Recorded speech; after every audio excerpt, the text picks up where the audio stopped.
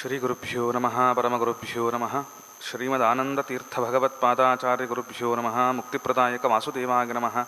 ಹರಿ ಓಂ. ವೃಂದಾವನೇ ಮದನಮರ್ದನ ರುದ್ರಹೃದ್ಯಂ ಸದ್ಭಿಪ್ರವಂದಿತಪದಂ ಮದನಾಭಿರಾಮಂ ವೃಂದಾರಕೇಂದ್ರಮರುದಂಶ ಸುಮರ್ದಿತಾಂಗಂ ರಕ್ಷೋ ವಿದಾರ್ಯವರದಂ ಪ್ರಣಮಾಮಿ ರಾಮಂ. ಬುದ್ಧಿರ್ಬಲಂ ಯಶೋಧೈರ್ಯಂ ನಿರ್ಭಯತ್ವಮರೋಗತಾ ಅಜಾಡ್ಯಂ ವಾಕ್ಪಟುತ್ವಂ ಚ ಹನುಮತ್ಸ್ಮರಣಾತ್ ಭವೇತ್. ಕಾಮಧೇನುರಥಾ ಪೂರ್ವಂ ಸರ್ವಾಭೀಷ್ಟಫಲಪ್ರದಾ ತಥಾ ಕಲೋ ವಾದಿರಾಜಶ್ರೀಪಾದೋಭೀಷ್ಟದಃ ಸತಾಂ. ಶ್ರೀಮತೋ ರಾಘವೇಂದ್ರಸ್ಯ ನಮಾಮಿ ಪದಪಂಕಜೇ ಕಾಮಿತಾ ಶೇಷಕಲ್ಯಾಣಕಲನಾ ಕಲ್ಪಪಾದಪೌ. ಆಖ್ಯಾನಾರ್ಥರಹಸ್ಯಜ್ಞಾನಾಗಮಾರ್ಥವಿಶಾರದಾನ್ ಆನತೋಸ್ಮ ಸದಾ ಭಕ್ತ್ಯಾ ನೃಸಿಂಹಾರ್ಯ ಗುರುತ್ತಮಾನ್.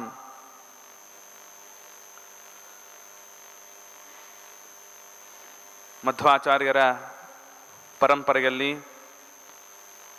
ವಿಷ್ಣುತೀರ್ಥಾಚಾರ್ಯರ ಸದ್ವಂಶದಲ್ಲಿ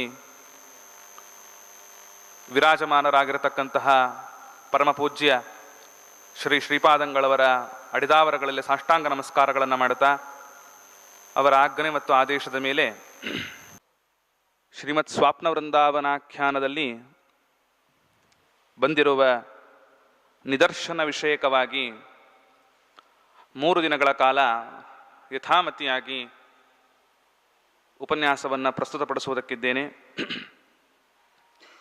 ಅದಕ್ಕೆ ಗುರುಗಳ ಅನುಗ್ರಹವೇನೇ ಬಲ ಎಂಬುದಾಗಿ ಮತ್ತೊಮ್ಮೆ ಅದನ್ನು ಸ್ಮರಣೆ ಮಾಡುತ್ತಾ ಶ್ರೀಮತ್ ಸ್ವಾಪ್ನ ವೃಂದಾವನಾಖ್ಯಾನದಲ್ಲಿ ಬಂದ ನಿದರ್ಶನ ವಿಷಯಗಳು ಅದು ಕೇವಲ ನಿದರ್ಶನ ಪರ್ವತಕ್ಕೆ ಮಾತ್ರ ಸೀಮಿತವಾದದ್ದು ಅಲ್ಲ. ವೃಂದಾವನಾಖ್ಯಾನದಲ್ಲಿ 22 ಅಧ್ಯಾಯಗಳೇನಿದೆ ಅದನ್ನು 3 ಪರ್ವಗಳನ್ನಾಗಿ ವಿಂಗಡಣೆ ಮಾಡಲಾಗಿದೆ. ಭಜನ ಪರ್ವ, ವೈಭವ ಪರ್ವ ಮತ್ತು ನಿದರ್ಶನ ಪರ್ವ ಅಂತ. ಪ್ರಾಚುರ್ಯದಿಂದ ಸ್ತೋತ್ರಾತ್ಮಕವಾಗಿರತಕ್ಕಂತಹ ವಿಷಯಗಳು ಭಜನ ಪರ್ವದಲ್ಲಿ ಬಂದಿರೋಣದರಿಂದ ಅದಕ್ಕೆ ಭಜನ ಪರ್ವ, ಪ್ರಾಚುರ್ಯದಿಂದ ವೈಭವದ ವಿಷಯಗಳು ಬಂದಿರೋಣದರಿಂದ ಅದಕ್ಕೆ ವೈಭವ ಪರ್ವ, ಪ್ರಾಚುರ್ಯದಿಂದ ನಿದರ್ಶನಗಳು ಅಲ್ಲಿ ಬಂದಿರುವುದರಿಂದ ನಿದರ್ಶನ ಪರ್ವ ಅಂತ ವಿಂಗಡಣೆ ಮಾಡಲಾಗಿದೆಯೇ ಹೊರತು ಭಜನ ಪರ್ವದಲ್ಲಿ ನಿದರ್ಶನ ಬರಬಾರದು ಅಂತಿಲ್ಲ. ಆದ್ದರಿಂದ ಭಜನ ಪರ್ವದಲ್ಲೂ ನಿದರ್ಶನ ವಿಷಯಗಳಿವೆ, ಭಜನ ಪರ್ವದಲ್ಲೂ ವೈಭವದ ವಿಷಯಗಳಿವೆ. ಹೀಗೆ ಈ ರೀತಿಯಾಗಿರತಕ್ಕಂತಹ ವಿಂಗಡಣೆಯನ್ನು ಹಿರಿಯರು ನಮಗೆ ಮಾಡಿ ತೋರಿಸಿರ್ತಕ್ಕಂತಹವರಾಗಿದ್ದಾರೆ. ಈ ವಿಷಯದ ಒಂದು ಪೀಠಿಕಾ ಪ್ರಕರಣವನ್ನು ಇಂದಿನ ದಿನ ನಾವು ನೋಡ್ತಕ್ಕಂತಹವರಾಗೋಣ. ಅದ್ಯಕಥಾ ಪ್ರಾರಂಭ. ಶ್ರೀ ಗುರುಭ್ಯೋ ನಮಃ. ಇಷ್ಟು ದಿನಗಳಿಂದ ತಾವು ಪರಮ ಪವಿತ್ರವಾಗಿರತಕ್ಕಂತಹ ವೇದವ್ಯಾಸರಿಂದ ನಿರ್ಮಿತವಾದ ಮಹಾಭಾರತ ಗ್ರಂಥದ ಉಪನ್ಯಾಸ ಮಾಲಿಕೆಯನ್ನು ಪರಮಪೂಜ್ಯ ಶ್ರೀಪಾದಗಳವರಿಂದ ತಾವು ಆಸ್ವಾದನೆ ಮಾಡತಕ್ಕಂತಹವರಾಗಿದ್ದೀರಿ. ಮೊದಲನೇ ದಿನವೇ ಪೂಜ್ಯ ಶ್ರೀಪಾದಂಗಳವರು ಹೇಳಿದರು ಮಹಾಭಾರತದ ರಚನೆ ಹೇಗಾಯಿತು ಅಂತ. ವೇದವ್ಯಾಸ ದೇವರು ಯಮುನಾ ದ್ವೀಪದಲ್ಲಿ ಅವತಾರ ಮಾಡುವಾಗಲೇನೆ ಅವರಿಗಾಗಲೇ 7 ವರ್ಷದ ಬಾಲಕನಾಗಿದ್ದಾಗಲೇ ಅವತಾರ, ಅಂದರೆ ಹುಟ್ಟುತ್ತಾನೆ ಅವರು 7 ವರ್ಷ. ಅದಾಗಿ 3 ವರ್ಷ ಆದ ನಂತರದಲ್ಲಿ ಮಹಾಭಾರತದ ರಚನೆಯನ್ನು ಮಾಡತಕ್ಕಂಥವರಾದರು ಅಂತನ್ನುವುದನ್ನು 3 ವರ್ಷ ಆದ ಮೇಲೆ ರಚನೆ ಮಾಡಿದರು ಅಂತ ಶ್ರೀಪಾದಂಗಳವರು ಲಕ್ಷಾಲಂಕಾರದಲ್ಲಿ ಬಂದ ವಿಚಾರವನ್ನು ತಿಳಿಸ್ತಕ್ಕಂತಹವರಾದರು. 3 ವರ್ಷ ಆದ ಮೇಲೆ ರಚನೆ ಮಾಡಿ 600 ವರ್ಷಗಳ ನಂತರದಲ್ಲಿ ಧೃತರಾಷ್ಟ್ರನ ಜನನ ಅಂತ ಹೇಳಿದರು. ಹೀಗೆ ಒಬ್ಬ 3 ವರ್ಷದ ಕೂಸು ಒಂದು ಗ್ರಂಥವನ್ನು ರಚನೆ ಮಾಡ್ತಾ ಇದೆ. ಆ ರಚನೆ ಮಾಡಿರತಕ್ಕಂತಹ ಗ್ರಂಥದಲ್ಲಿ ಹೇಳಿದ್ದೆಲ್ಲವೂ ಕೂಡ 100 ವರ್ಷಗಳ ಕಳೆದ ಮೇಲೂ ಅದು ಹಾಗೇ ನಡೀತಾ ಇದೆ ಅಂತಂದರೆ ರಚನೆ ಮಾಡಿರತಕ್ಕಂತಹ ವ್ಯಕ್ತಿ ಸಾಮಾನ್ಯರಾದವರಲ್ಲ. ಅದಕ್ಕೆ ಕೋಹ್ಯನ್ಯ ಪುಂಡರೀಕಾಕ್ಷಾತ್ ಮಹಾಭಾರತ ಕೃದ್ಭವೇತ್. ಭಗವಂತ ಸರ್ವಜ್ಞನಲ್ಲದೇನೆ ಈ ಗ್ರಂಥವನ್ನು ಯಾರು ತಾನೇ ರಚನೆ ಮಾಡುವುದಕ್ಕೆ ಸಾಧ್ಯ ಅಂತ ನಿರೂಪಣೆ ಮಾಡಿಕೊಟ್ರು. ಯಾಕೆ ಅಂತಂದರೆ ವೇದವ್ಯಾಸ ದೇವರು ಮಹಾಭಾರತದಲ್ಲಿ ಹೀಗೆ ಕುರುಕ್ಷೇತ್ರ ಯುದ್ಧ ನಡೀತದೆ.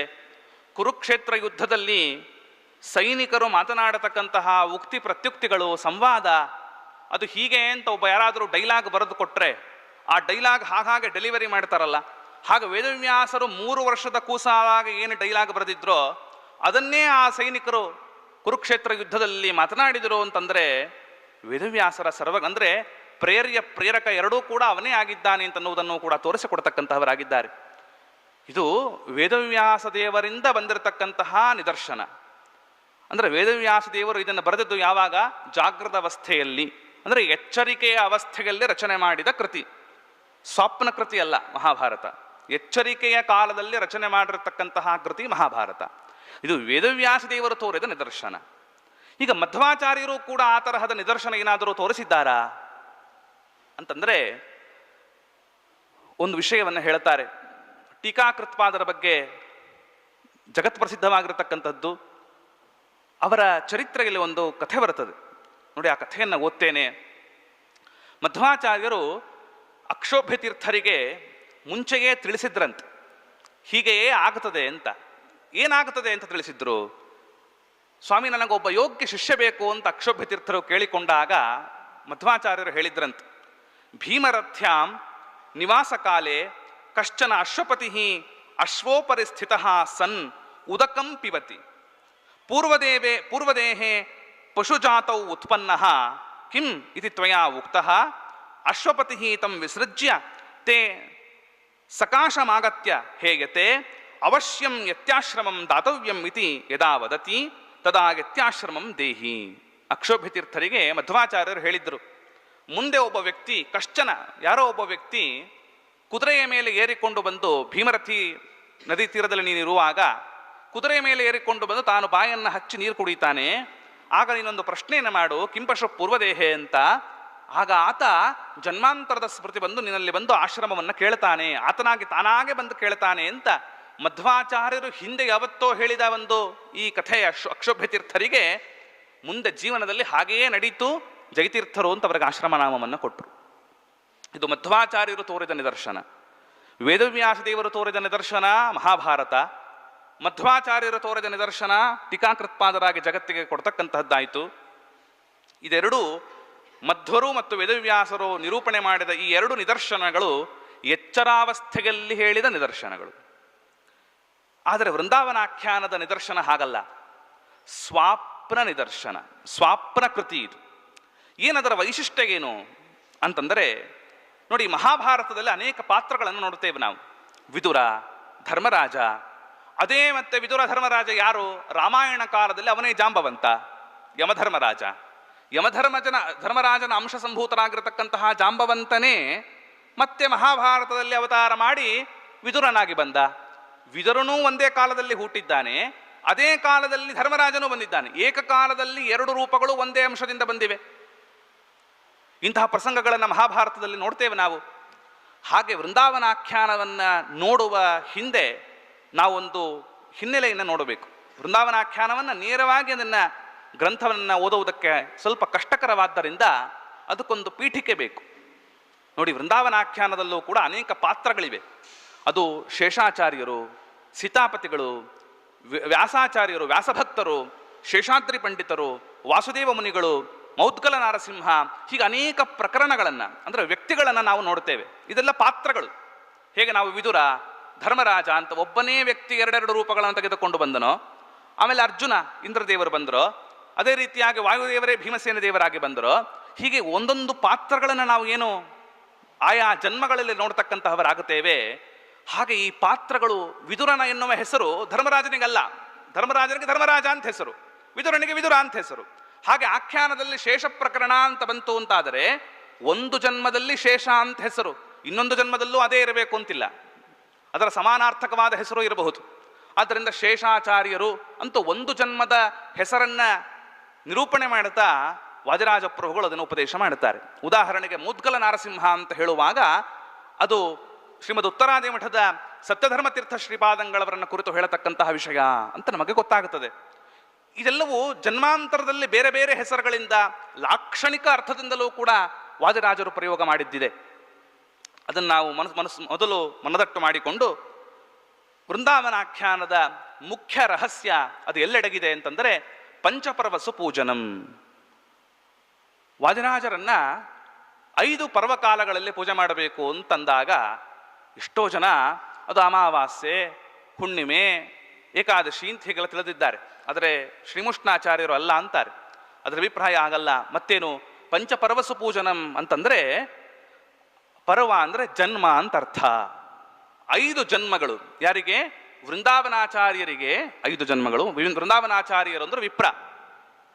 ಯಾವ ವಿಪ್ರ ವಾದಿರಾಜರ ಮುಖಾಂತರಾಗಿ ಸ್ವಪ್ನದಲ್ಲಿ 22 ಅಧ್ಯಾಯಾತ್ಮಕವಾಗಿರತಕ್ಕಂಥ ಗ್ರಂಥವನ್ನು ಉಪದೇಶ ಪಡೆತಕ್ಕಂಥವನಾದನೋ ಅಂತಹ ವಿಪ್ರನಿಗೆ 5 ಜನ್ಮ.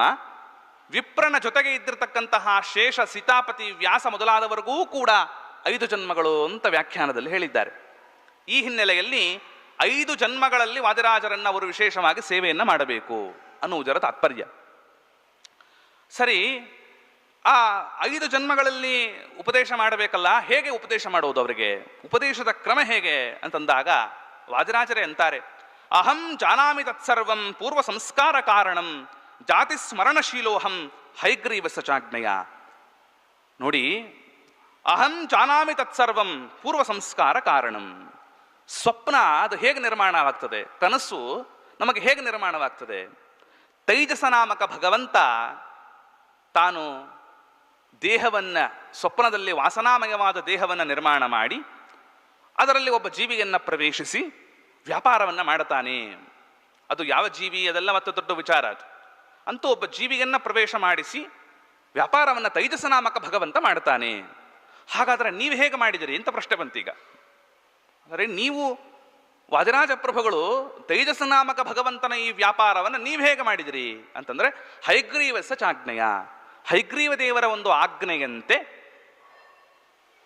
ಬ್ರಹ್ಮದೇವರಿಗೂ ಹೇಗೆ ಸೃಷ್ಟಿಯಾದಿ ವ್ಯಾಪಾರಗಳನ್ನು ಭಗವಂತ ಕೊಡತಕ್ಕಂಥವನಾಗತಾನೋ, ಆ ವೈಭವ ಬ್ರಹ್ಮದೇವರಿಗೆ ಹೇಗಿದೆಯೋ ಅದೇ ರೀತಿಯಾಗಿ ನನಗೂ ಕೂಡ ಅಂತ ವೈಭವವನ್ನು ಭಗವಂತ ಕೊಟ್ಟಿದ್ದಾನೆ. ಅದನ್ನು ವೃಂದಾವನಾಖ್ಯಾನದಲ್ಲೇ ಹೇಳಿದ್ದಾರೆ.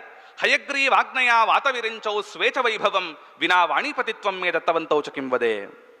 ಆದ್ದರಿಂದ ಈ ಶ್ಲೋಕದಲ್ಲಿ ಸ್ಪಷ್ಟ ಹೇಳಿರೋಣದರಿಂದ ಬ್ರಹ್ಮದೇವರಿಗೆ ಹೇಗೆ ಸೃಷ್ಟಿಯಾದಿ ನಿರ್ಮಾತೃತ್ವ ಅವರಿಗೆ ಇರತಕ್ಕಂಥದ್ದಾಗಿದೆಯೋ ಹಾಗೆ ವಾದಿರಾಜರು ಕೂಡ ಸ್ವತಂತ್ರದಿಂದ ಇಲ್ಲ. ಮತ್ತೆ ಹಾಗಾದ್ರೆ ಸ್ವಾತಂತ್ರ್ಯದಿಂದ ನೀವು ನಿರ್ಮಾಣ ಮಾಡ್ತೀರಾ? ಇಲ್ಲ ಇಲ್ಲ, ಭಗವಂತನ ಆಜ್ಞೆಯಿಂದ ಅಸ್ವತಂತ್ರದಿಂದಲೇನೆ ವಾದಿರಾಜ ಪ್ರಭುಗಳು ಸ್ವಪ್ನ ಕೃತಿಯನ್ನು ತೈಜಸ ನಾಮಕ ಭಗವಂತ ಮಾಡತಕ್ಕಂತಹ ವ್ಯಾಪಾರವನ್ನು ಅವನ ಅನುಗ್ರಹದಿಂದ ಮಾಡತಕ್ಕಂಥವರಾಗಿದ್ದಾರೆ, ಅವನ ಆಜ್ಞೆಯಂತೆ ಅನ್ನುವುದನ್ನು ಮೊದಲು ನಾವು ಸ್ಪಷ್ಟಪಡಿಸಿಕೊಂಡು, ತದನಂತರದಲ್ಲಿ ಅಲ್ಲ ನಾವು ಈ ವೃಂದಾವನಾಖ್ಯಾನದ ಈ ಸ್ವಪ್ನ ಕೃತಿಯನ್ನು ತಿಳಿಯೋದು ಹೇಗೆ, ಅರ್ಥ ಮಾಡಿಕೊಳ್ಳುವ ಬಗೆ ಹೇಗಿದನ್ನ ಅಂತಂದರೆ, ಯಾಕಂದರೆ ನಿದರ್ಶನ ಅಂತ ಅಟ್ ಎ ಟೈಮ್ ನಾವು ಅದನ್ನು ಹೇಳೋದಕ್ಕೆ ಪ್ರಾರಂಭ ಮಾಡಿದರೆ ಏಕಕಾಲದಲ್ಲಿ ಇದನ್ನು ಅರ್ಥ ಮಾಡಿಕೊಂಡ ಬಗೆ ಹೇಗೆ ಅಂತ ಅರ್ಥ ಆಗಬೇಕು ನಮಗೆ.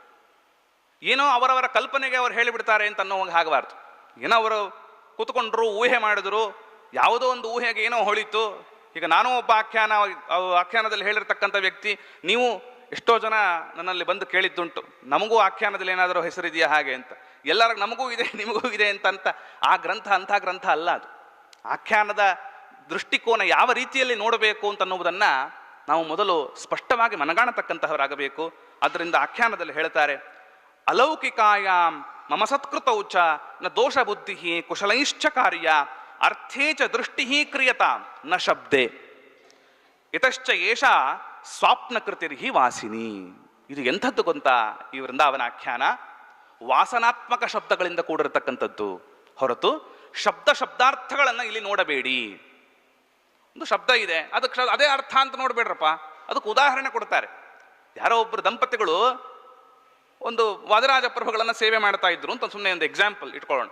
ರಾಜರನ್ನ ಸೇವೆ ಮಾಡ್ತಾ ಇದ್ರು, ಯಾತಕ್ಕೆ? ಮಕ್ಕಳಾಗಬೇಕು ಅಂತ ಸಂತಾನಾಪೇಕ್ಷಿಗಳಾಗಿ ರಾಜರ ಸೇವೆಯನ್ನು ಮಾಡ್ತಾ ಇದ್ರು. ಹಾಗೆ ಒಮ್ಮಿಂದೊಮ್ಮೆಲೆ ಅವರಿಗೆ ರಾಜರ ಒಂದು ವಿಶೇಷ ಅನುಗ್ರಹವಾಗಿ ಒಂದು ದಿನ ಸ್ವಪ್ನದಲ್ಲಿ ಮುತ್ತು ಸಿಕ್ತು, ಮುತ್ತಿನ ಲಾಭ ಆಯಿತು. ಅವ್ರೇನು ಅನ್ಕೋಬೇಕು ದಂಪತಿಗಳು, ಓಹೋ ಯಾರೋ ನಮ್ಮ ಹಿರಿಯರು ಮುತ್ತಿಟ್ಟಿದ್ರು ಅಂತ ಕಾಣುತ್ತದೆ, ಮುತ್ತಿನ ಕುಡಿಕೆ ನಮ್ಮ ಮನೆಯಲ್ಲಿ, ಅದನ್ನು ಹೋಗಿ ಹುಡುಕಬೇಕು ಅಂತ ಅನ್ಕೋತಾರೇನು? ಯಾವ ವಿಷಯವಾಗಿ ಅವರ ಸೇವೆ ಮಾಡಿದ್ದು? ಮಕ್ಕಳಾಗಬೇಕು ಅಂತ. ಆ ಅರ್ಚಕರ ಹತ್ರ ಹೋಗಿ ಕೇಳಿದಾಗ ಅರ್ಚಕರೇನು ಹೇಳ್ತಾರೆ? ಮುತ್ತಿನಂತಹ ಮಗ ಆಗ್ತಾನೆ ಹೋಗು ಅಂತ ಹೇಳ್ತಾರೆ. ಅಂದ್ರೆ ಸ್ವಪ್ನದಲ್ಲಿ ಹೇಳಿದ ವಿಷಯ ಮುತ್ತು ಅಂದ್ರೆ ಡಿಕ್ಷನರಿ ತೆಗೆದು ಮುತ್ತು ಅಂದ್ರೆ ಏನು, ಸಮುದ್ರದಲ್ಲಿ ಸಿಗ್ತಕ್ಕಂಥ ಒಂದು ಮುತ್ತು ಅಂತ ಅರ್ಥವನ್ನ ಮಾಡುವ ಹಾಗಿಲ್ಲ. ಅದಕ್ಕೆ ವಾಸನಾತ್ಮಕ ಶಬ್ದಗಳಿಗೆ ಅಭಿಪ್ರೇತವಾದ ಅರ್ಥವನ್ನ ಗ್ರಹಿಸಬೇಕು. ಅದಕ್ಕೆ ಇದು ಅತ್ಯಂತ ಕ್ಲಿಷ್ಟಕರವಾಗಿರತಕ್ಕಂಥದ್ದು. ಆದ್ದರಿಂದಲೇನೆ ಇದು ನಾವು ಇದಕ್ಕೆ ಅರ್ಥ ಮಾಡುವುದಕ್ಕೆ ಸಾಧ್ಯವಿಲ್ಲ, ಇದಕ್ಕೊಬ್ಬ ವ್ಯಾಖ್ಯಾನಕಾರರ ಅವಶ್ಯಕತೆ ಇದೆ. ಅದಕ್ಕೆ ವೃಂದಾವನಾಚಾರ್ಯರ ಪರಮಾನುಗ್ರಹ ಪಾತ್ರರಾದ ಶ್ರೀಮುಷ್ಣಾಚಾರ್ಯರು ಇದಕ್ಕೆ ಅದ್ಭುತವಾದ ವ್ಯಾಖ್ಯಾನವನ್ನು ಮಾಡಿದ್ದಾರೆ. ಅದರ ಹಿನ್ನೆಲೆಯಲ್ಲಿ ಮಾತ್ರ ಇದನ್ನು ನೋಡಬೇಕು. ಅದಕ್ಕೆ ಅವರು ಅರ್ಥ ಮಾಡ್ತಾರೆ. ಉದಾಹರಣೆ ಕೊಡೋಣ. ಅಲ್ಲಿನಾಯ್ತು,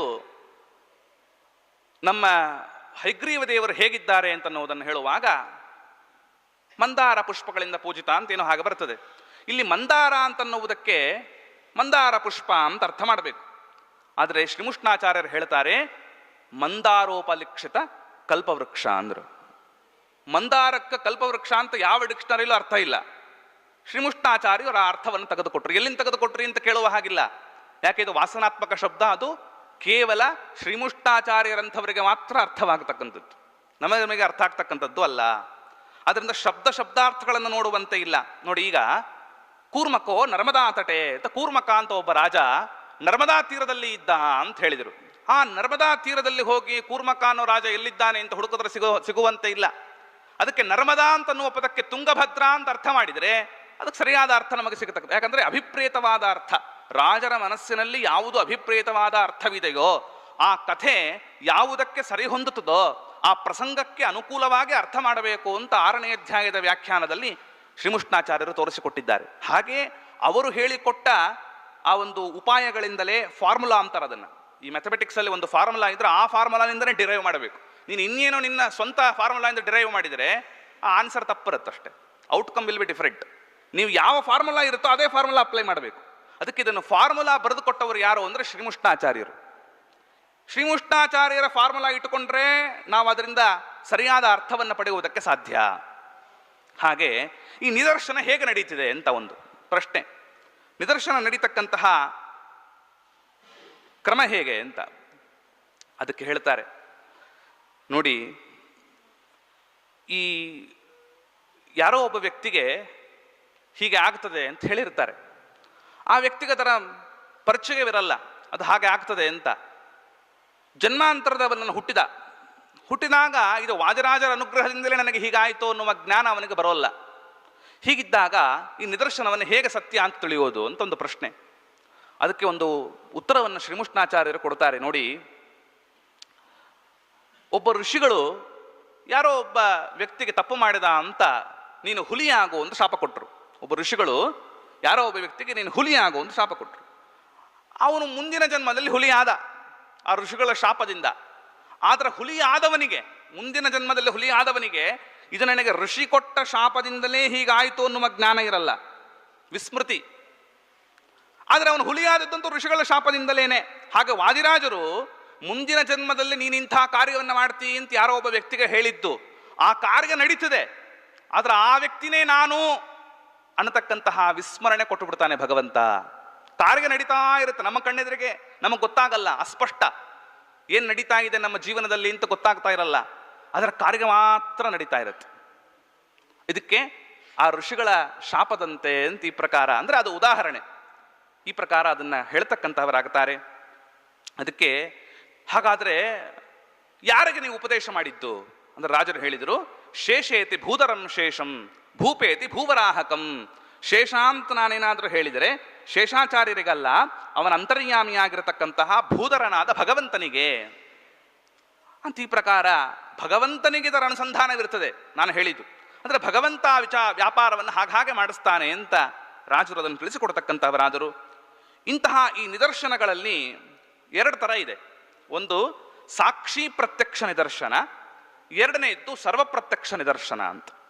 ಸಾಕ್ಷಿ ಪ್ರತ್ಯಕ್ಷವಾಗಿರತಕ್ಕಂಥ ನಿದರ್ಶನ ಅದು ಸಾರ್ವಜನಿಕವಾಗಿ ಗೊತ್ತಾಗಲ್ಲ, ಆ ವ್ಯಕ್ತಿಗೆ ಮಾತ್ರ ಗೊತ್ತಾಗ್ತಕ್ಕಂಥದ್ದು. ಅದಕ್ಕೊಂದು ಉದಾಹರಣೆಯನ್ನು ನೋಡೋಣ ನೋಡಿ. ಈ ಸಾಕ್ಷಿ ಪ್ರತ್ಯಕ್ಷ ನಿದರ್ಶನದಲ್ಲಿ ವೃಂದಾವನಾಚಾರ್ಯರು ಅಂದರೆ ಸೋದಾಮಠದಲ್ಲಿ ವಿರಾಜಮಾನರಾಗಿ ಬಂದ ಯತಿಶ್ರೇಷ್ಠರು, ಅವರ ಹೆಸರು ವಿಶ್ವಪ್ರಿಯ ತೀರ್ಥರು ಅಂತ. ಆಶ್ಚರ್ಯ ಅಂತಂದರೆ ಇಡೀ ವೃಂದಾವನಾಖ್ಯಾನದಲ್ಲಿ ವಿಶ್ವಪ್ರಿಯ ಅನ್ನುವ ಹೆಸರನ್ನ ವಾದಿರಾಜರು ಸ್ಪಷ್ಟವಾಗಿ ಹೇಳಲ್ಲ. ಮಧ್ವಾಚಾರ್ಯ ಪ್ರಿಯೇ ಮಯಿ ಅಂತ ಹೇಳಿದರು. ಮಧ್ವಾಚಾರ್ಯ ಪ್ರಿಯ ಅಂದರೆ, ಮಧ್ವಾಚಾರ್ಯ ಅಂದ್ರೇನು? ವಾಯುದೇವರು. ವಾಯುದೇವರಿಗೆ ಏನು ಹೆಸರಿದೆ? ವಿಶ್ವ ಅಂತ ಹೆಸರಿದೆ. ವಿಶ್ವೋ ವಾಯು ಅಂತ ಕೋಶ. ಆದ್ದರಿಂದ ಮಧ್ವಾಚಾರ್ಯ ಪ್ರಿಯ ಅಂದ್ರೇನು? ವಿಶ್ವಪ್ರಿಯ. ಹೀಗೆಲ್ಲ ಮಾಡ್ತಾರೆ ವೃಂದಾವನಾಖ್ಯಾನದಲ್ಲಿ. ಆದ್ದರಿಂದ ಇಂತಹ ವಿಶ್ವಪ್ರಿಯ ತೀರ್ಥರು ಅವತಾರ ಮಾಡಿ ಬಂದರು. ಯಾರಿವರು ಅಂದರೆ ಏಡಮೂಕ ಬ್ರಾಹ್ಮಣ.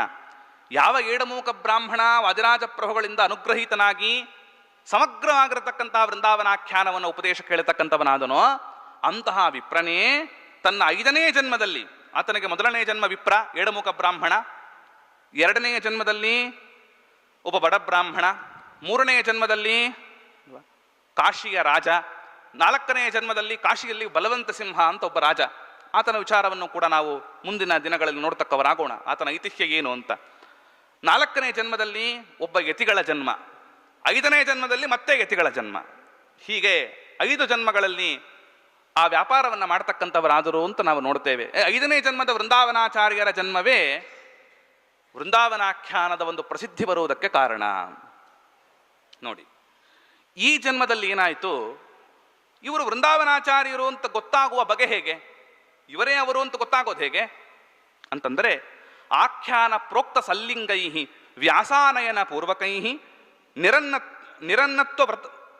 ನಿರನ್ನತ್ವ ವ್ರತಮುಖೈ ಅಯಂ ವೃಂದಾವನಾರ್ಯಕಃ.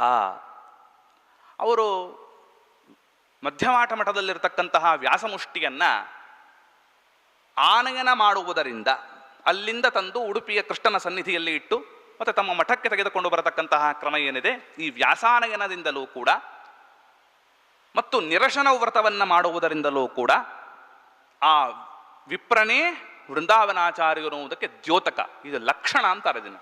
ಈ ಲಕ್ಷಣದಿಂದ ಅವನನ್ನು ಗುರುತು ಹಿಡಿಯಬೇಕು. ಆದ್ದರಿಂದ ಈ ಪ್ರಕಾರವಾಗಿ ವೃಂದಾವನಾಚಾರ್ಯರ ಲಕ್ಷಣವನ್ನು ಹೇಳಿದರು.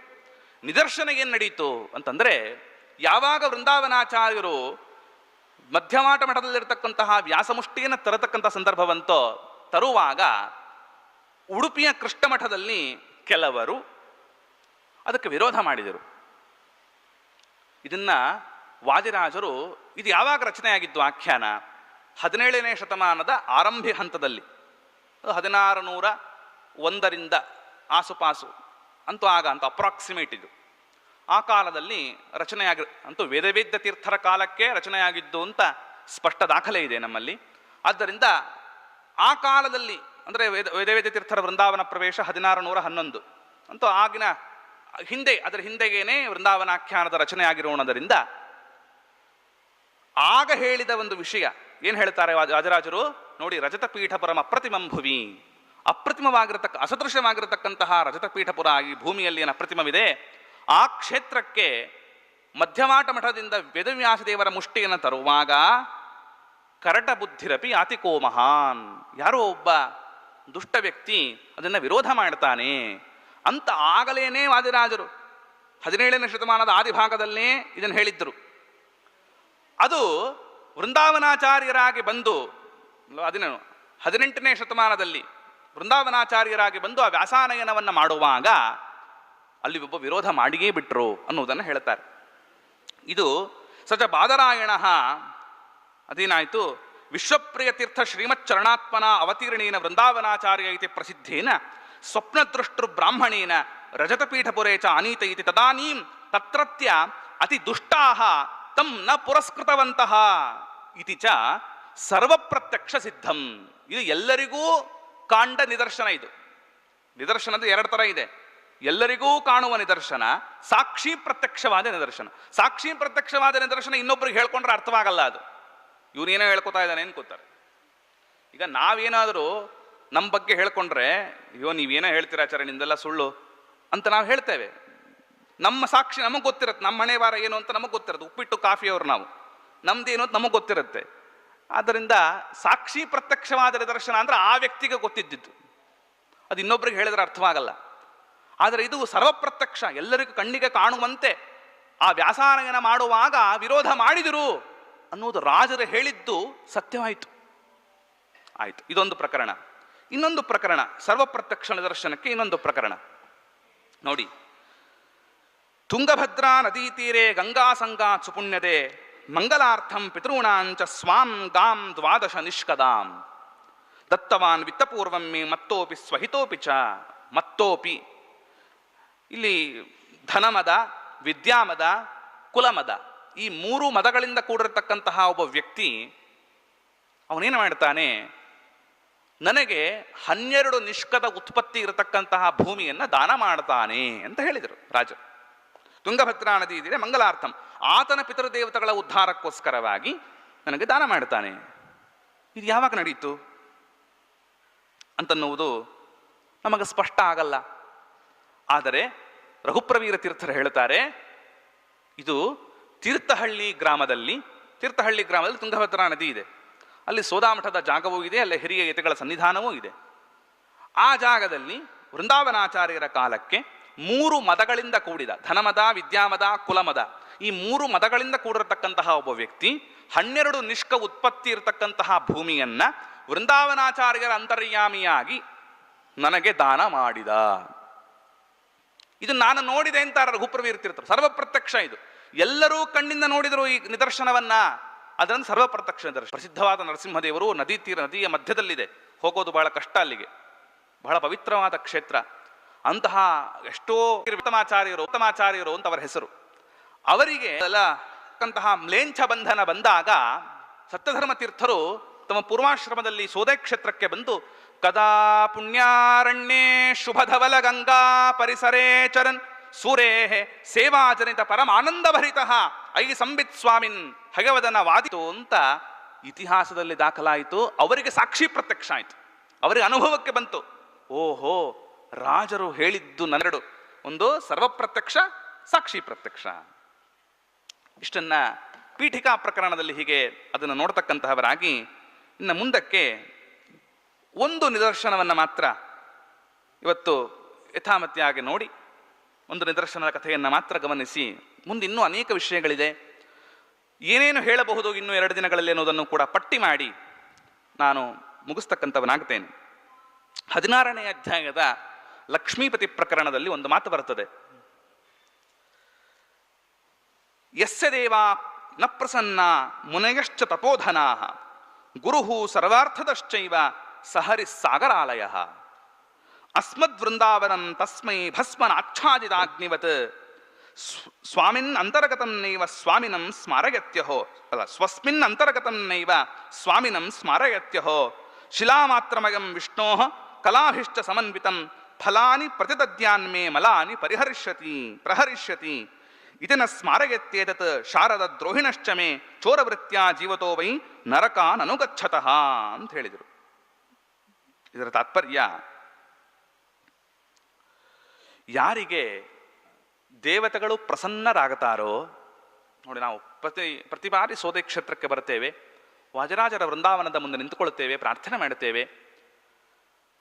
ವಾಜರಾಜರಂತಾರೆ, ಯಸ್ಯ ದೇವ, ಯಾರಿಗೆ ದೇವತೆಗಳು ಪ್ರಸನ್ನರಾಗುತ್ತಾರೋ ಅಂಥವರಿಗೆ ಮಾತ್ರ ನನ್ನ ವೃಂದಾವನದಲ್ಲಿರತಕ್ಕಂತಹ ವಿಷ್ಣುವಿನ ಅನಂತ ರೂಪಗಳ ದರ್ಶನವಾಗುತ್ತದೆ. ಯಾರಿಗೆ ಅಲ್ವಾ ದೇವತೆಗಳು ಪ್ರಸನ್ನರಾಗುವುದಿಲ್ಲವೋ ಅವರಿಗೆ ನನ್ನ ವೃಂದಾವನ ಭಸ್ಮನ ಆಚ್ಛಾದಿತಾಗ್ನಿವತ್, ಭಸ್ಮವನ್ನು ಆವರಿಸಿದ ಅಗ್ನಿಯಂತೆ ಕಾಣುತ್ತದೆ. ಏನು ಕಾಣಲ್ಲ, ಬರೀ ಕಲ್ಲು ಅಂತ ಕಾಣುತ್ತೆ. ಆದರೆ ದೊಡ್ಡ ದೊಡ್ಡ ಅಧಿಕಾರಿಗಳಿಗೆ ವಿಷ್ಣೋಹೋ ಕಲಾಭಿಷ್ಟ ಸಮನ್ವಿತಂ ಅಂತ ಹೇಳಿದರು. ಅದಕ್ಕೊಂದು ದೃಷ್ಟಾಂತ ಬೇಕಲ್ಲ. ನೋಡಿ, 2 ತರಹದ ಒಂದು ವಿಷಯಗಳನ್ನು ಹೇಳ್ತಾರೆ. ಲಕ್ಷ್ಮೀಪತಿ ಪ್ರಕರಣದಲ್ಲಿ ಬರುವ ವಿಷಯ ಇದು. ಅಲ್ಲಿ ಹೇಳಿದರು ನೋಡಿ, ಚೋರವೃತ್ಯ ಇದೇನಾಗ್ತದೆ ಅಂತಂದರೆ, ಚೋರವೃತ್ಯ ಜೀವತೋ ವೈ ನರಕಾನ್ ಅನುಗಚ್ಚತಃ. ಕೆಲವರು ನನ್ನ ಗ್ರಂಥಗಳನ್ನೇ ಅವಲಂಬಿಸಿಕೊಂಡು ಬೇಕಾದ ವಿಷಯಗಳನ್ನು ಮಾತನಾಡುತ್ತಾರೆ. ಅದಕ್ಕೆ ಚೋರವೃತ್ತಿ ಅಂತ ಕರೀತಾರೆ. ನೋಡಿ, ಮಮ ಶಾರದಾ ದ್ರೋಹಿಣ ವಾಕ್ ವಿರೋಧಿನ, ನಾನು ಹೇಳಿದ ಮಾತುಗಳಿಗೆ ವಿರೋಧ ಮಾಡತಕ್ಕಂತಹ ವ್ಯಕ್ತಿಗಳು ವಾದಿರಾಜರು ಹೇಳಿದ ಮಾತಿಗೆ ವಿರೋಧ ಮಾಡುತ್ತಾರೆ. ಮತ್ತೆ ಶಾರದಾ ದ್ರೋಹಿಣ, ಮತ್ತೆ ಚೋರವೃತ್ಯ. ಅವರ ಉಪನ್ಯಾಸಗಳಲ್ಲಿ ವಾದಿರಾಜರ ವಿಷಯಗಳನ್ನೇ ಮಾತಾಡ್ತಾರೆ. ರುಕ್ಮಿಣೀಶ ವಿಜಯ ಇಲ್ಲದೆ ಉಪನ್ಯಾಸ ಮಾಡೋಕ್ಕಿಲ್ಲ. ಸರಸಭಾರತಿ ವಿಲಾಸವನ್ನು ಅವಲಂಬಿಸಬೇಕು, ರುಕ್ಮಿಣೀಶ ವಿಜಯವನ್ನು ಅವಲಂಬಿಸಬೇಕು, ತೀರ್ಥ ಪ್ರಬಂಧವನ್ನು ಅವಲಂಬಿಸಬೇಕು. ಎಲ್ಲ ವಾದಿರಾಜರ ಗ್ರಂಥಗಳೇ ಬೇಕು. ವಾದಿರಾಜರ ಗ್ರಂಥಗಳನ್ನೇ ಅವಲಂಬಿಸಿಕೊಂಡು ವಾಗ್ವಿರೋಧಿನಃ, ಅದೇ ವಾದಿರಾಜರು ಹೇಳಿರತಕ್ಕಂತಹ ವೃಂದಾವನಾಖ್ಯಾನವನ್ನು ಒಪ್ಪದೇನೆ ಚೋರವೃತ್ಯ, ಇದು ಕಳ್ಳರು ಅಂತ ಕರೆದ್ರೆ ಇವರನ್ನು. ನಾನು ಹೇಳ್ತಾ ಇಲ್ಲ, ಅದಕ್ಕೆ ವಾದಿರಾಜರು ಹೇಳ್ತಾ ಇರೋ ಮಾತು. ಕಳ್ಳರಂತೆ ಇದ್ದಾರೆ. ಅವರಿಗೆ ಈ ವೃಂದಾವನ ಕೇವಲ ಒಂದು ಶಿಲೆಯಂತೆ ಕಾಣುತ್ತದೆ. ಯಾಕೆ? ಅವರ ಮಾತುಗಳಲ್ಲಿ ಹೇಗಿರುತ್ತದೆ? ಅವರ ಮಾತು ವಾದಿರಾಜ ಪ್ರಭುಗಳು ಮಹಾಜ್ಞಾನಿಗಳು, ಮಹಾಪರೋಕ್ಷ ಜ್ಞಾನಿಗಳು, ದೊಡ್ಡ ಟಿಪ್ಪಣಿಕಾರರು, ದೊಡ್ಡ ಜ್ಞಾನಿಗಳು, ದೊಡ್ಡ ಗ್ರಂಥಕಾರರು, ಅವರನ್ನು ಅವಲಂಬಿಸಬೇಕು, ಅವರನ್ನು ಬಿಟ್ಟರೆ ನಮಗಿಲ್ಲ ಅಂತ ಹೀಗೆಲ್ಲ ಮಾತನಾಡ್ತಾರೆ. ಆದರೆ ಅದೇ ವಾದಿರಾಜರನ್ನ ಅವರ ಬಾಯಲ್ಲಿ ವೃಂದಾವನಾಖ್ಯಾನದ ಪ್ರಾಮಾಣ್ಯವನ್ನು ಒಪ್ಪಲ್ಲ, ಜನಕ್ಕೆ ಟೋಪಿ ಹಾಕ್ತಾರೆ. ಆದ್ದರಿಂದ ಜನ ಏನು ಅನ್ಕೋಬೇಕು, ನೋಡ್ರಿ ವಾದಿರಾಜರಲ್ಲಿ ಎಷ್ಟು ಭಕ್ತಿ ಮಾಡ್ತಾರೆ ಅಂತ ಜನ ಅನ್ಕೋಬೇಕು. ಆದರೆ ಅವ್ರು ಮಾಡ್ತಾ ಇರೋದೆಲ್ಲ ಏನು, ಚೋರ ವೃತ್ತಿ. ಅವರಿಗೆ ಕೆಲವರು ಅಂಥವರಲ್ಲಿ ವಾದಿರಾಜರ ದರ್ಶನವನ್ನೇ ಅವ್ರ ಜನ್ಮದಲ್ಲಿ ಮಾಡಿಲ್ಲ ಕೆಲವರು. ಇನ್ನು ಕೆಲವರು ಅಂದ್ರೆ ಸೋದೆಗೆ ಬಂದೇ ಇಲ್ಲ. ಇನ್ನು ಕೆಲವರು ಸೋದೆಗೆ ಬಂದರೂ ಸುತ್ತಲೂ ಇರತಕ್ಕಂತಹ ವೃಂದಾವನಗಳು ಡೆಕೋರೇಷನ್ ಮಾಡೋದಕ್ಕೆ ಇಟ್ಟಿದ್ದಾರೆ, ಮಧ್ಯದ್ದು ಮಾತ್ರ ವಾದಿರಾಜರ ವೃಂದಾವನ ಅಂತ ಅವರಿಗೆ ಭಾಸವಾಗ್ತದೆ. ಅದನ್ನು ತಪ್ಪಲ್ಲ, ಅವರು ತಪ್ಪಲ್ಲ, ಅದು ವಾದಿರಾಜರೇ ಹೇಳ್ತಾ ಇದ್ದಾರೆ. ಭಸ್ಮನ ಆಚ್ಛಾದಿತ ಅಗ್ನಿವತ್, ಹಾಗೆ ಕಾಣ್ತದಪ್ಪ, ಅದು ಭಸ್ಮ ಆಚ್ಛಾದನೆ ಮಾಡಿರತಕ್ಕಂಥ ಅಗ್ನಿ ಅಂತ ನನ್ನ ವೃಂದಾವನ ಕಾಣ್ತದೆ. ಅವರು ತಪ್ಪಲ್ಲ, ನನ್ನ ವಾಕ್ ವಿರೋಧಿಗಳು, ಅದರಿಂದ ಅವರಿಗೆ ಹಾಗೆ ಕಾಣ್ತದೆ. ಅವರವರ ಯೋಗ್ಯತಾನುಗುಣವಾಗಿ ಅವರಿಗೆ ಫಲ ದೊರಕುತ್ತದೆ ಅಂತ ಈ ಪ್ರಕಾರ ವಾದಿರಾಜರು ಅದನ್ನು ತಿಳಿಸಿಕೊಡತಕ್ಕಂಥವರಾಗಿ. ಹಾಗಾದ್ರೆ ನೀವು ಹೇಳಿದಿರಲ್ಲ, ವಾದಿರಾಜರ ವೃಂದಾವನದಲ್ಲಿ ವಿಷ್ಣೋಹೋ ಕಲಾಭಿಷ್ಟ ಸಮನ್ವಿತಂ, ವಿಷ್ಣುವಿನ ಕಲೆಗಳಿಂದ ಇದು ಕೂಡಿದೆ ಅಂತ ತಾವು ಹೇಳಿದಿರಲ್ಲ, ಇದಕ್ಕೇನಾದರೂ ಉದಾಹರಣೆ ಇದೆಯಾ? ಒಂದು ಉದಾಹರಣೆ ವಿರೋಧ ಮಾಡತಕ್ಕಂಥದ್ದನ್ನು ನೋಡಿದ್ವಿ, ಒಂದು ಉದಾಹರಣೆ ಇದಕ್ಕೂ ಬೇಕಲ್ಲ, ವಿಷ್ಣುವಿನ ಅವಯವಗಳಿಂದ ಕೂಡಿದ್ದು ಅಂತ ನೋಡಿ. ಅದಕ್ಕೆ ಕೊಡ್ತೇನೆ ಎಂದರು ವಾದಿರಾಜರು. ಏನದು? ಸ್ಥಾಲೀಪುಲಾಕನ್ಯಾಯೇನ. ಸ್ಥಾಲೀಪುಲಾಕನ್ಯಾಯ ಅಂದರೆ ಅನ್ನಕ್ಕಿಟ್ಟಾಗ ಒಂದು ಅನ್ನ ಬೆಂದರೂ ಕೂಡ ಇದೇ ಅನ್ನ ಆಗಿದೆ ಅಂತ ಅರ್ಥ. ಹಾಗೆ ಸ್ಥಾಲೀಪುಲಾಕ ನ್ಯಾಯ ಅಂದರೆ ಎಷ್ಟೋ ಉದಾಹರಣೆ ನೋಡೋದು ಬೇಡ, ನಾವು ಒಂದು ಉದಾಹರಣೆ ನೋಡೋಣ. ಸ್ಥಾಲೀಪುಲಾಕ ನ್ಯಾಯೇನ ಪ್ರಸನ್ನ ದೇವಾದಿಷು ಭಕ್ತೇಶು ಮಧ್ಯೆ ವಾಸುದೇವ ಮುನಿ ವೃತ್ತಾಂತ ಮಾಹ. ವಾಸುದೇವ ಮುನಿಗಳ ವೃತ್ತಾಂತವನ್ನು ಹೇಳ್ತಾ ಇದ್ದಾರೆ. ಒಂದು ಉದಾಹರಣೆ ಏನದು ಅಂದರೆ, ಅಯಂತು ವಾಸುದೇವಾಖ್ಯ ಕರಮಂದಿ ಮಮ ಮಂದಿರೇ ಮಂದರಾತ್ರಿ ನಿಭೆ ವೃಂದಾವನೆ ಸಂಪೂಜ್ಯ ಮಾಂಸದ. ಭೀಮಂ ನೋಡಿ, ಇಲ್ಲಿ ವ್ಯತ್ಯಾಸ ಇದೆ. ಮತ್ತೆ ಭೀಮಂ ಹನುಮಂತಂ ಮತ್ತೆ ವ್ಯತ್ಯಾಸ. ಭೀಮಂ ಹನುಮಂತಂ ಅನಂತಲೋಕಾಚಾರ್ಯಂ ಜಗದ್ಗುರುಂ ಅಂತ ಈ ಪ್ರಕಾರ ವಾಸುದೇವ ಮುನಿಗಳಿಗೆ ಈ ಪ್ರಕಾರ ವಾದಿರಾಜರ ದರ್ಶನವಾಯಿತು.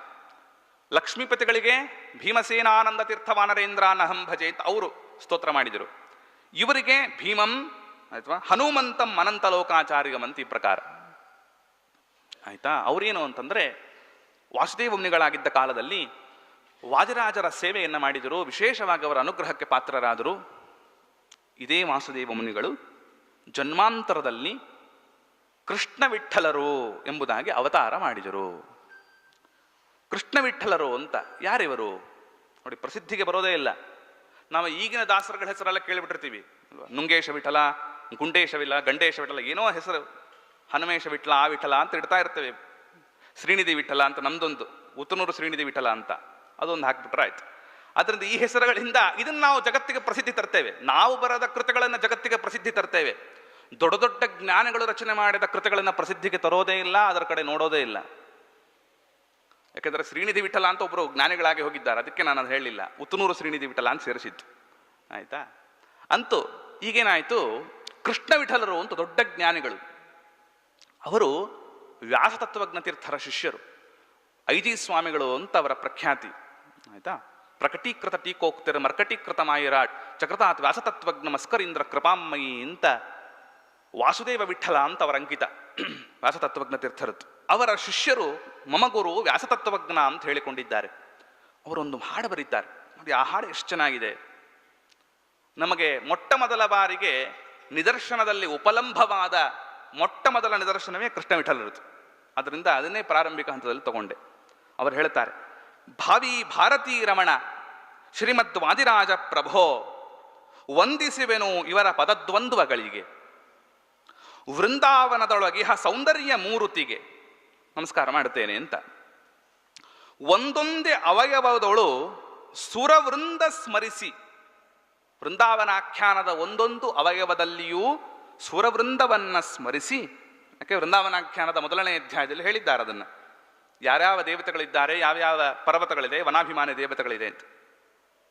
ಅದರಿಂದ ಒಂದೊಂದು ಅವಯವದಳು ಸುರವೃಂದ ಸ್ಮರಿಸಿ ಆನಂದದಿಂದ ಅರ್ಥಿಸುವ ಮನಕ್ಕೆ ಹರುಷವಾಗಿ, ಒಂದೊಂದು ವಿಂಗಡಿಸಲೆನಗೆ ಅಸಾಧ್ಯ ತೋರುವುದು ಪಾದಾದಿ ಶಿರಪರ್ಯಂತ ಭಗವದ್ರೂಪ ವ್ಯಾಪಿಸಿದೆ. ಕೃಷ್ಣ ವಿಠಲರು ಹೇಳ್ತಾರೆ, ವೃಂದಾವನದ ಪಾದದಿಂದ ಹಿಡಿದು ಶಿರಪರ್ಯಂತ ಭಗವದ್ರೂಪಗಳು ವ್ಯಾಪಿಸಿಕೊಂಡಿದೆ ಅಂತ ಅರ್ಥ. ಅದನ್ನೇ ವಾಸುದೇವ ಮುನಿಗಳಿಗೆ ಹೇಳಿದ್ದು ವಿಷ್ಣೋಹ ಕಲಾಭಿಷ್ಟ ಸಮನ್ವಿತಂ. ವಿಷ್ಣುವಿನ ಒಂದೊಂದೊಂದೊಂದೊಂದೊಂದೊಂದೊಂದೊಂದೊಂದೊಂದು ಕಲೆಗಳೇ ವೃಂದಾವನ ಅಂತ ಅರ್ಥ. ಅದು ಶಿಲೆಯಂತೆ ಕಾಣ್ತಾ ಇದೆ, ಅದರ ಶಿಲೆ ಅಲ್ಲ, ವಿಷ್ಣುವಿನ ಅನಂತ ರೂಪಗಳ ಕಲೆಗಳು ವೃಂದಾವನದಲ್ಲಿದೆ ಅನ್ನುವುದು ವಾಸುದೇವ ಮುನಿಗಳಿಗೆ ವಾದಿರಾಜರು ಆಖ್ಯಾನದಲ್ಲಿ ಹೇಳಿದರೆ, ಕೃಷ್ಣ ವಿಠಲರು ನನಗೆ ಕಂಡಿತು ಅಂತ ಹೇಳ್ತಾರೆ. ಅಲ್ಲಿಗೇನಾಯ್ತು, ಈಗ ವಾಸುದೇವ ಮುನಿಗಳೇ ಕೃಷ್ಣ ವಿಠಲರಾಗಿ ಅವತಾರ ಮಾಡಿ ಬಂದರು, ಅದು ನಿದರ್ಶನ. ಇದು ಒಂದರಿಂದಲೇ ನಿರ್ಧಾರ ಆಗಿಬಿಡ್ತಾ? ಇಲ್ಲ. ಅದೇ ವಾಸುದೇವ ಮುನಿಗಳಿಗೆ ವಾದಿರಾಜರು ಹೇಳ್ತಾರೆ ಏನಂತ, ಮಂದವಾರೇಪಿ ವಾಮಂದ ಕುರುವೃತ್ತಿಂಚ ಮಾಧವೀಂ. ಇಲ್ಲಿ ವಾಸುದೇವ ಮುನಿಗಳೇ, ನೀವು ಶನಿವಾರದ, ಮಂದವಾರ ಅಂದ್ರೆ ಶನಿವಾರ, ಶನಿವಾರದ ದಿನ ಮಾತ್ರ ಮಧುಕರ ವೃತ್ತಿಯನ್ನ ಮಾಡಿ, ಇದು ನಾನು ನಿಮಗೆ ಕೊಡ್ತಕ್ಕಂಥ ಆದೇಶ. ಅದು ಯಾಕೆ ಶನಿವಾರನೇ ಮಾಡಬೇಕು ಅದೆಲ್ಲ ನೋಡೋಣ ಮುಂದೆ. ವಾದಿರಾಜರು ಏನು ಹೇಳ್ತಾ ಇದ್ದಾರೆ, ಶನಿವಾರ ಮಾತ್ರ ಮಧುಕರ ವೃತ್ತಿಯನ್ನ ಮಾಡಿ ಅಂತ ವಾಸುದೇವ ಮುನಿಗಳಿಗೆ ಹೇಳಿದರು. ಆವಾಗ ವಾಸುದೇವ ಮುನಿಗಳಿದ್ದಿದ್ದು ವಾದಿರಾಜರ ಕಾಲದಲ್ಲಿ. ವ್ಯಾಸತತ್ವಜ್ಞ ತೀರ್ಥರಾದ ಕೃಷ್ಣ ವಿಠಲರು ಬರೀತಾರೆ, ಇಂದಿನ ಆರಭ್ಯ ನೋಡಿ, ಆ ನಿದರ್ಶನ ಹೇಳುವಾಗ ಮೈ ರೋಮಾಂಚನ ಆಗಬೇಕು. ವಾದಿರಾಜರು ಹೇಳಿದ ಮಾತುಗಳು ಹಾಗೆ ನಡೆದುಕೊಂಡು ಇವತ್ತಿಗೂ ನಡ್ಕೊಂಡು ಬಂದಿದೆಯಲ್ಲ, ಅದು ಇವತ್ತಿಗೂ ಸಾಕ್ಷಿ ಪ್ರತ್ಯಕ್ಷವಾಗ್ತಾ ಇದೆ ಕೆಲವರಿಗೆ. ಆದ್ದರಿಂದ ಈ ಪ್ರಕಾರವಾಗಿ ಹೇಳ್ತಾ ಇದ್ದಾರೆ, ಇಂದಿನ ಆರಭ್ಯ 6 ದಿನ ತ್ಯಜಿಸಿ, ಆಯ್ತಾ, ಒಂದೇ ದಿನ ಬೇಡುವುದು. ಯಾವತ್ತು? ಮಂದವಾರ ಒಂದೇ ದಿನ ಬೇಡುವುದು. ಕೃಷ್ಣ ವಿಠಲರು ವಾಸುದೇವ ಮುನಿಗಳಿಗೆ ಹೇಳ್ತಾರೆ ಮಂದವಾರ ಮಾತ್ರ ಬೇಡು ಅಂತ. ಕೃಷ್ಣ ವಿಠಲರು ಹೇಳ್ತಾರೆ ಇಂದಿನ ಆರಭ್ಯ 6 ದಿನ ತ್ಯಜಿಸಿ ಮಂದವಾರ ಒಂದೇ ದಿನ ಬೇಡುವುದು. ಕೃಷ್ಣ ವಿಠಲರೇ ವಾಸುದೇವ ಮುನಿಗಳು. ಇದಕ್ಕೆ ಇನ್ನೊಂದು ಪ್ರಮಾಣ ಬೇಕೆ? ಮತ್ತು ಕೃಷ್ಣ ವಿಠಲರೇ ವಾಸುದೇವ ಮುನಿಗಳು ಅನ್ನೋಕ್ಕೆ ನೀವು ಊಹೆ ಮಾಡ್ತಾ ಇದ್ದೀರಾ ಅಂತಂದ್ರೆ, ಆದ್ದರಿಂದ ಇದಕ್ಕೆ ಪ್ರಮಾಣ ಬೇಕಾ? ಸ್ಪಷ್ಟ ನಿದರ್ಶನ ಇದು. ಅದಕ್ಕೆ ಇನ್ನೂ ಒಂದು ಕೊಡೋಣ ನಿದರ್ಶನ. ಇನ್ನೂ ಒಂದು ನಿದರ್ಶನವನ್ನು ಕೊಡ್ತಾರೆ. ಯಥೋಸ್ಮದ್ ವೃಂದಾವನಸ್ಯ ದರ್ಶನೇ ಬಿಂದು ಮಾಧವಂ ದೃಷ್ಟ್ವಾ ಮುಕುಂದಂ ಯತ್ ಪುಣ್ಯಂ ಶ್ರೀನಿವಾಸಂ ತದಾಪ್ನುಯಾತ್. ನನ್ನ ವೃಂದಾವನದಲ್ಲಿ ಬಿಂಬರೂಪಿಯಾಗಿರತಕ್ಕಂತಹ ಶ್ರೀನಿವಾಸನ ದರ್ಶನವನ್ನ ಮಾಡಿಸ್ತೇನೆ. ಆಯ್ತಾ? ಅದನ್ನ ವಾದಿರಾಜರು ಹೇಳ್ತಕ್ಕಂಥವರಾದರೂ ಕೃಷ್ಣ ವಿಠಲರ ಹೇಳ್ತಾರೆ, ಸಾಕ್ಷಾತ್ತಾಯಾವ ವಾದಿರಾಜರ ವೃಂದಾವನದಲ್ಲಿ ಕೃಷ್ಣ ವಿಠಲರಿಗೆ ಶ್ರೀನಿವಾಸನ ದರ್ಶನವೇ ಆಗಿಬಿಡುತ್ತು ಅನ್ನುವುದನ್ನ ತೋರಿಸಿಕೊಡ್ತಕ್ಕಂಥವರಾಗುತ್ತಾರೆ. ಇಂದು ಶ್ರೀನಿವಾಸನನ್ನ ಕಂಡೆ ಅಂತ ಈ ಪ್ರಕಾರ ಸ್ತೋತ್ರವನ್ನು ಮಾಡುತ್ತಾರೆ ಕೃಷ್ಣ ವಿಠಲರು. ಈ ಪರಿ ಚಿಂತಿಸುತ್ತಿರುವ ಸಮಯದಲ್ಲಿ ತಾಪಸೋತ್ತಮನ ರೂಪವನ್ನು ಕಂಡೆ. ಕೃಷ್ಣ ವಿಠಲರು ಹೇಳ್ತಾರೆ, ವೃಂದಾವನದ ಮುಂದೆ ನಿಂತುಕೊಂಡು ತಪಸ್ಸು ಚಿಂತನೆ ಮಾಡತಕ್ಕಂತಹ ಸಂದರ್ಭದಲ್ಲಿ ತಾಪಸೋತ್ತಮನ ರೂಪವನ್ನು ಕಂಡೆ. ವಾದಿರಾಜರನ್ನ ಕಾಣತಕ್ಕಂಥವರಾಗಿ ವಾದಿರಾಜರು ಹೇಳ್ತಾರಂತೆ, ಎಲೈ ವಾಸುದೇವ ಕೃಷ್ಣ ವಿಠಲರೇ, ನೋಡಿ ನಿಮ್ಮ ಬಿಂಬರೂಪಿಯಾಗಿರತಕ್ಕಂಥ ಭಗವಂತನನ್ನ ದರ್ಶನ ಮಾಡಿಸ್ತೇನೆ ಅಂತ ಶ್ರೀಪತಿ ಶ್ರೀನಿವಾಸನ ಉಪಮೆ ಇಲ್ಲದ ಪೇಳಿದನೆಂದರೆ ಶ್ರೀಪತಿ ಶ್ರೀನಿವಾಸನೆಂದು ತಿಳಿದುಕೊಂಡೆ. ಶ್ರೀನಿವಾಸ ದೇವರನ್ನ ನೋಡಿದೆ. ವಿಠಲರಂದ್ರು ನಾನು ಶ್ರೀನಿವಾಸನ ನೋಡಿದೆ. ವಾಸುದೇವ ಮುನಿಗಳು ಹೇಳಿದ್ದು ವಾದಿರಾಜರ ಕಾಲದಲ್ಲಿ, ಕೃಷ್ಣ ವಿಠಲರಿಗೆ ನಡೀತು. ಈ ತರಹದ ನಿದರ್ಶನಗಳು ಅನೇಕ ವೃಂದಾವನಾಖ್ಯಾನದಲ್ಲಿ ಇರತಕ್ಕಂತಹದ್ದಾಗಿದೆ.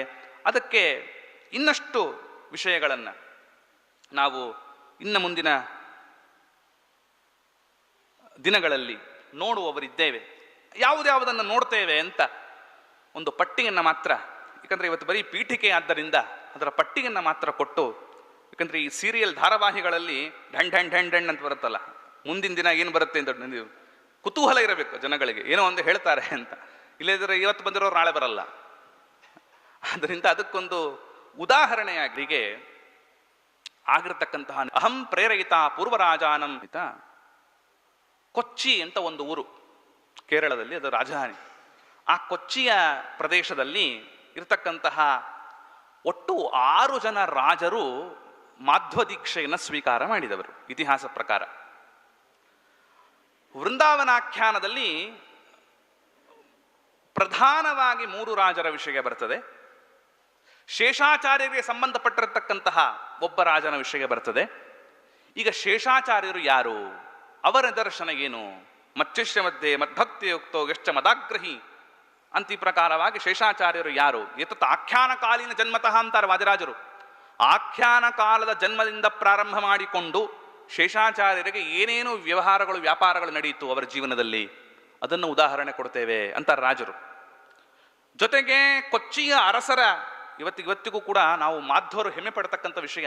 ಎಷ್ಟೋ ಜನಕ್ಕೆ ಅದರ ವಿಚಾರ ತಿಳಿದಿದೆಯೋ ತಿಳಿಯಲ್ವೋ ಗೊತ್ತಿಲ್ಲ. ಸಮಗ್ರವಾಗಿರತಕ್ಕಂಥ ಒಂದು ಅರಸ ಪರಂಪರೆಗಿನ ಅರಸ ಒಂದು ಮನತನವನ್ನ ಮಾಧ್ವ ದೀಕ್ಷೆಯನ್ನು ಕೊಟ್ಟು ಉದ್ಧಾರ ಮಾಡಿರತಕ್ಕಂಥ ಪರಂಪರೆ ನಮ್ಮ ಸೋದಾಮಠದ ಪರಂಪರೆ. ಬಹಳ ವಿಶಿಷ್ಟವಾದದ್ದಿದು. ಇವತ್ತು 6 ಜನ ರಾಜರು ಮುದ್ರಾಧಾರಣೆಯನ್ನು ಮಾಡಿಸಿಕೊಂಡು ಇವತ್ತಿಗೂ ಪೇಂಟಿಂಗ್ ನೋಡ್ಬೋದು ನಾವು. ಇವತ್ತಿಗೂ ಇಟ್ಟಿದ್ದಾರೆ ಕೊಚ್ಚಿ ಅರಮನೆಯಲ್ಲಿ. ಅಂಗಾರಕ್ಷತೆ ಹಚ್ಕೊಂಡಿದ್ದಾರೆ. ನಮ್ಮ ಮಾಧ್ವರೇ ಎಷ್ಟೋ ಜನ ಅಂಗಾರಕ್ಷತೆ ಹಚ್ಕೊಳ್ಳಲ್ಲ, ಹಚ್ಕೊಂಡು ಅಳಿಸ್ಕೋತಾರೆ ಬೇಕಾರೆ ಅಲ್ವಾ.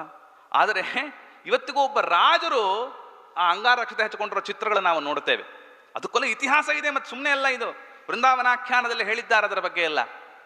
ಆಯ್ತಾ? ಅದರ ಒಂದು ವಿಚಾರವನ್ನ ತದನಂತರದಲ್ಲಿ ಕಾಶಿ ಕ್ಷೇತ್ರದಲ್ಲಿ ವಾದಿರಾಜರೊಂದು ವಿಶೇಷತೆ ಏನಿದೆ, ಮತ್ತೆ ಕೃಷ್ಣದೇವರಾಯ ವಾದಿರಾಜರಿಗೆ ಯಾವ ರೀತಿಯಾಗಿರತಕ್ಕಂತಹ ಅವರಿಂದ ಅನುಗ್ರಹಿತನಾಗಿರತಕ್ಕಂಥವನಾಗಿದ್ದಾನೆ, ಮತ್ತೆ ಮೈಸೂರಿನ ಅರಸನಾಗಿರತಕ್ಕಂತಹ ಮುಮ್ಮಡಿ ಕೃಷ್ಣರಾಜ ಒಡೆಯರ್ ಇವರು ವಾದಿರಾಜರಿಂದ ಯಾವ ಪ್ರಕಾರವಾಗಿ ಅನುಗ್ರಹಿತರಾಗಿದ್ದಾರೆ, ಜೊತೆಗೆ ಶ್ರೀಮುಷ್ಣಾಚಾರ್ಯರು ಅಂತ ದೊಡ್ಡ ಜ್ಞಾನಿಗಳು. ಈಗಾಗಲೇ ಹೇಳಿದಂತೆ ನಾವು ಈ ವೃಂದಾವನಾಖ್ಯಾನಕ್ಕೆ ವ್ಯಾಖ್ಯಾನ ರಚನೆ ಮಾಡಿದವರು ಅಂತ. ಈ ನಿದರ್ಶನಗಳನ್ನು ತಿಳಿಯುವುದರಿಂದ ಏನು ಪ್ರಯೋಜನ ಅಂತ ಒಂದು ಪ್ರಶ್ನೆ ಬರ್ಬೋದು ನಮಗೆ. ಯಾಕಂದ್ರೆ ಯಾವುದೇ ಒಂದು ವಿಷಯಕ್ಕೆ ಹೊರಟಾಗ ವಿಷಯ, ಸಂಬಂಧ, ಆಯ್ತಾ, ಅಧಿಕಾರ, ಪ್ರಯೋಜನ 4 ಇರಬೇಕೀಗ. ವಿಷಯ ಅಂತಂತೂ ಆಖ್ಯಾನ ಅಂತ ಅಲ್ಲ ಗೊತ್ತಾಗಿದೆ, ನಿದರ್ಶನ ಅಂತ. ಮತ್ತೆ ಅಧಿಕಾರಿಗಳು ಯಾರು ಅಂದ್ರೆ ರಾಜರ ಭಕ್ತರೇ ಅಧಿಕಾರಿಗಳಲ್ಲಿ. ಪ್ರಯೋಜನ ಏನು ಅಂತ ಗೊತ್ತಾಗಬೇಕಲ್ಲ. ಅದರಿಂದ ಅದಕ್ಕೆ ಹೇಳ್ತಾರೆ ಯಾರು, ರಘುಪ್ರವೀರ ತೀರ್ಥರೇ ಹೇಳ್ತಾರೆ, ಶ್ರೀವಾದಿರಾಜ ಗುಣರತ್ನ ಗಣಪ್ರಹೃಷ್ಟ ವ್ಯಾಖ್ಯಾನ ಭಾನುಮತಿ ಸತ್ಯಪಿ ಶುದ್ಧ ಬುದ್ಧಿ ದುಷ್ಟೋಕ್ತಿ ಕ್ಲಿಷ್ಟ ನಯನೋ ನ ಚ ದೃಷ್ಟಿಮೇತಿ ತದ್ದೃಷ್ಟಿ ಪುಷ್ಟೀಕರಣಾರ್ಥಮಯಂ ಶ್ರಮೋಮೇ. ಈಗಾಗಲೇ ವೃಂದಾವನಾಖ್ಯಾನಕ್ಕೆ ಸೂರ್ಯನಷ್ಟು ಪ್ರಕಾಶದಿಂದ ತೋರ್ತಕ್ಕಂತಹ ಶ್ರೀಮುಷ್ಣಾಚಾರ್ಯರ ವ್ಯಾಖ್ಯಾನದ ಉಪಲಬ್ಧಿ ಇದೆ. ಆದರೂ ನೀವು ಪ್ರಾಮಾಣ್ಯ ಬೋಧನೆಯನ್ನು ಯಾಕೆ ರಚನೆ ಮಾಡಿದಿರಿ ಅಂತ ಒಂದು ಪ್ರಶ್ನೆ ಮಾಡಿಕೊಂಡು ರಘುಪ್ರವೀರ ತೀರ್ಥರು ಹೇಳ್ತಾರೆ, ನಿದರ್ಶನಗಳ ಮುಖಾಂತರವಾಗಿ ಪುಷ್ಟೀಕರಿಸೋಕ್ಕೋಸ್ಕರ. ನಿದರ್ಶನಗಳನ್ನು ಹೇಳಿದಾಗ ವೃಂದಾವನಾಖ್ಯಾನದ ಪ್ರಾಮಾಣ್ಯ ಇನ್ನಷ್ಟು ಪುಷ್ಟೀಕರಣವಾಗ್ತದೆ. ಆ ಕಾರಣಕ್ಕೋಸ್ಕರವಾಗಿ ಇದನ್ನು ಮತ್ತೆ ನಿದರ್ಶನವನ್ನು ಕೇಳಿದಾಗ ರಾಜರ ವೃಂದಾವನಾಖ್ಯಾನ ಕೃತಿ ಎಷ್ಟು ಪರಮ ಪ್ರಾಮಾಣಿಕವಾದದ್ದು ಅಂತ ತಿಳಿಯುತ್ತದೆ. ನೋಡಿ, ಈಗ ಒಂದು ಉದಾಹರಣೆ ಕೊಡ್ತೇನೆ. ಶ್ರೀಮುಷ್ಣಾಚಾರ್ಯರ ಬಗ್ಗೆ ಒಂದೆರಡು ವಿಷಯಗಳನ್ನು ಹೇಳಿ, ಯಾಕಂದ್ರೆ ಇನ್ನೂ ಸಮಯ ಇದೆ. ಆದ್ದರಿಂದ ಶ್ರೀಮುಷ್ಣಾಚಾರ್ಯರು ಎಂಥವರು, ಅವರ ಪರಂಪರೆ ಎಂಥದ್ದು, ಅವರ ಬಗ್ಗೆ ವೃಂದಾವನಾಖ್ಯಾನದಲ್ಲಿ ಏನು ಹೇಳಿದ್ದಾರೆ, ಅವರ ಜೀವನದಲ್ಲಿ ಏನು ನಡೆಯಿತು ಅಂತನ್ನುವುದನ್ನ ಯಥಾಮತಿಯಾಗಿ ನೋಡೋಣ. ಶ್ರೀಮುಷ್ಣಂ ನರಸಿಂಹಾಚಾರ್ಯರು ಅಂತ ಆ ಪರಂಪರೆ. ಅದಕ್ಕೆ ತ್ವಂ ಪ್ರಥಮತಃ ಕೃತ್ವ ಅಂತಾರೆ. ಈ ವೃಂದಾವನಾಖ್ಯಾನಕ್ಕೆ, ಶ್ರೀಮುಷ್ಣಾಚಾರ್ಯರ ವ್ಯಾಖ್ಯಾನಕ್ಕೆ ಎಷ್ಟು ಮಹತ್ವವಿದೆ ಅಂದರೆ, ಮುಂದೆ ಒಂದೊಮ್ಮೆ ಏನಾದರೂ ವೃಂದಾವನಾಖ್ಯಾನದ ಮುದ್ರಣ ಅಥವಾ ಅದರ ಪ್ರಸಾರ ಆಗಬೇಕು ಅಂತಾದರೆ ಶ್ರೀಮುಷ್ಣಾಚಾರ್ಯರ ಗ್ರಂಥವನ್ನು ಇಟ್ಟುಕೊಂಡೇ ಮಾಡಬೇಕೆ ಹೊರತು ಸ್ವಂತ ನಾನು ಮಾಡ್ತೇನೇನೋ ಹಾಗಿಲ್ಲ. ಯಾಕೆಂದ್ರೆ ಅವರು ರಾಜರ ಅನುಗ್ರಹದಿಂದ ಪಡೆದ ವಿದ್ಯೆ ಇದು. ಅವ್ರಿಗೆ ಗೊತ್ತಾಗತ್ತೆ ವಾದರಾಜರ ಅಭಿಪ್ರಾಯ ಏನಂತ, ನಮಗೆ ಗೊತ್ತಾಗಲ್ಲ. ಆದ್ದರಿಂದ ಶ್ರೀಮುಷ್ಣಮಾಚಾರ್ಯರು ವ್ಯಾಖ್ಯಾನ ಮಾಡುವಾಗ ಪ್ರಾರಂಭಿಕ ಹಂತದಲ್ಲಿ ಲಕ್ಷ್ಮೀಕಾಂತಂ ಭೂವರಾಹಂ ಭಜೇಹಂ ಬಾದರಾಯಣಂ ವಾದಿರಾಜಗುರುನ್, ಅಲ್ಲೇನಾಯ್ತು, ಭೀಮಸೇನ ಆನಂದ ತೀರ್ಥ ವಾನರೇಂದ್ರ ನಹಂ ಭಜೆ ಅಂತ ಹೇಳಿದರು. ಇಲ್ಲಿ ಈ ಕ್ರಮವನ್ನು ಯಾಕೆ ಅನುಸರಿಸಿದರು ಶ್ರೀಮುಷ್ಣಾಚಾರ್ಯರು? ಭೀಮಸೇನ ಆನಂದ ತೀರ್ಥ ವಾನರೇಂದ್ರಾನ್ ಅಹಂ ಭಜೆ, ವಾದಿರಾಜ ಗುರುನ್ ಒಂದೇ ವೇದ ಗುರುನ್ ಭಜೆ ಅಂತ ಈ ಪ್ರಕಾರ. ಅದಕ್ಕೆ ಆಖ್ಯಾನದಲ್ಲೇ ಹೇಳ್ತಾರೆ ವಾದಿರಾಜರು 10ನೇ ಅಧ್ಯಾಯದಲ್ಲಿ, ಲಕ್ಷ್ಮೀಪತಿ ಪ್ರಕರಣದಲ್ಲೇ ಬರ್ತದದು. ಲಕ್ಷ್ಮೀಪತಿಗಳು ಧ್ಯಾನ ಮಾಡುವಾಗ ಅವರ ಕಣ್ಣು ಮುಂದೆ ವೃಂದಾವನ ಚಿತ್ರದಲ್ಲಿ ಮೊದಲು ಪ್ರಕಟವಾದ ಚಿತ್ರವೇ ಭೀಮಸೇನನ ಚಿತ್ರ. ಅದಕ್ಕೆ ಇದು ವಾಸನಾತ್ಮಕ ಶಬ್ದ ಅಂತ ಅನ್ನೋದು. ಅಲ್ಲಿ ಯಾಕೆ ಅದನ್ನೇ ಹೇಳಿದರು ಅಂತಂದ್ರೆ, ಅದು ವಾಸನಾತ್ಮಕ ಶಬ್ದ. ಅದು ಕಣ್ಣು ಮುಚ್ಕೊಂಡ್ರು ಧ್ಯಾನ ಮಾಡ್ತಾ ಇದ್ದಾರೆ ಲಕ್ಷ್ಮೀಪತಿಗಳು, ಆಯ್ತಾ. ಅವರ ಕಣ್ಣು ಮುಚ್ಚಿದಾಗ ಮೊಟ್ಟ ಮೊದಲಿಗೆ ವೃಂದಾವನದ ಭೀಮಸೇನ ದೇವರ ಚಿತ್ರವೇ ಕಾಣಿತು. ಅದಾದ ಮೇಲೆ ಆನಂದ ತೀರ್ಥರ ಕಂಡ್ರು, ಆಯ್ತಾ. ಅದಾದ ಮೇಲೆ ವಾದರಾಜರು ಕಾಣಲಿಲ್ಲ. ವಾಸ್ತವಿಕವಾಗಿ ವಾದರಾಜರು ಕಾಣಬೇಕಾಗಿತ್ತು.